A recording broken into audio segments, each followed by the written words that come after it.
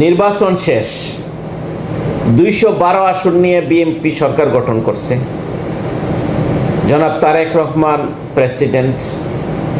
কিন্তু গণমাধ্যমে সবচেয়ে বেশি আলোচিত যে দলটি, সেটি হলো জামাতি ইসলাম বাংলাদেশ।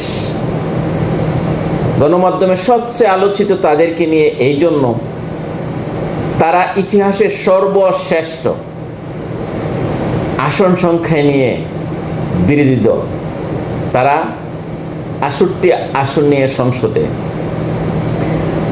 ইতিহাস মনে করে দিচ্ছে 2001 সালে বিএনপি 2/3 আসন নিয়ে সংসদ সদস্য এবং সরকার দল গঠন করল। তার প্রতিদ্বন্দ্বিতা ছিল 62টি আসন নিয়ে বিরোধী দলের আসন গ্রহণ করেছিল তৎকালীন আওয়ামী লীগ।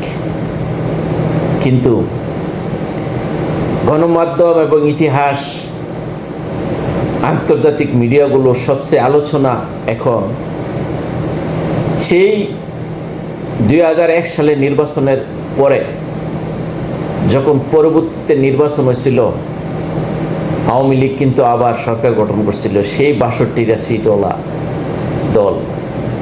এখন সবচেয়ে বেশি আলোচনা হচ্ছে বাংলাদেশ জামাতি ইসলামকে নিয়ে। তারাই আবার সরকার গঠনের দ্বার প্রান্তে কিনা।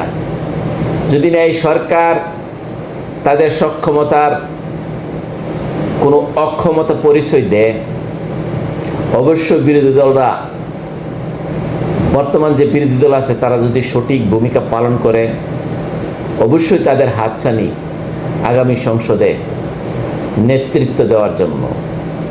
কারণ ইতিহাস বলে 2001 সালে 2/3 সংসদ সদস্য নিয়ে বিএনপি ক্ষমতায় আসছিল। তার বিরোধী দল ছিল আওয়ামী লীগ 62টা আসন নিয়ে, এবং পরবর্তীতে আওয়ামী লীগ কিন্তু 230টা আসন নিয়ে তারা সংসদে নেতৃত্ব দেওয়ার জন্য আসছিল।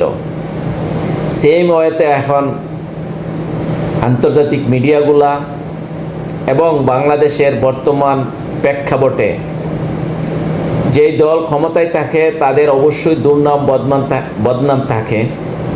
তারা যদি সঠিক দায়িত্বটা সঠিক পরিচালনা না করতে পারে, পিছনে যে বিরোধী দল আছে তাদের জন্য এটা সর্বোচ্চ প্রাপ্য হয়ে যায়। এখন দেখার বিষয় এই বিরোধী দল কতটুকু ভূমিকা পালন করে এবং সরকার দল কতটুকু তার দায়িত্ব পালন করে আগামী দিন বাংলাদেশকে সুন্দর এক কাঠামোগতভাবে পরিপূর্ণ করতে পারলেই তারা সাকসেস, আর না হয় তারা যদি আনসাকসেস যায়, অবশ্যই তাদের পতন।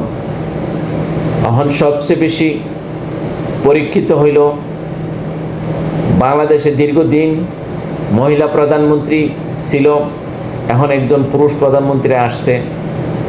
এই পুরুষ প্রধানমন্ত্রীর কারিশমা কি, আমরা অপেক্ষায় আছি। অবশ্যই শুরুতেই দেখা যাচ্ছে এটা যদি তাদের অবস্থান ধরে রাখতে পারে, আশা করি জাতির জন্য ভালো কিছু দিবে। সবাই ভালো থাকবেন, ধন্যবাদ।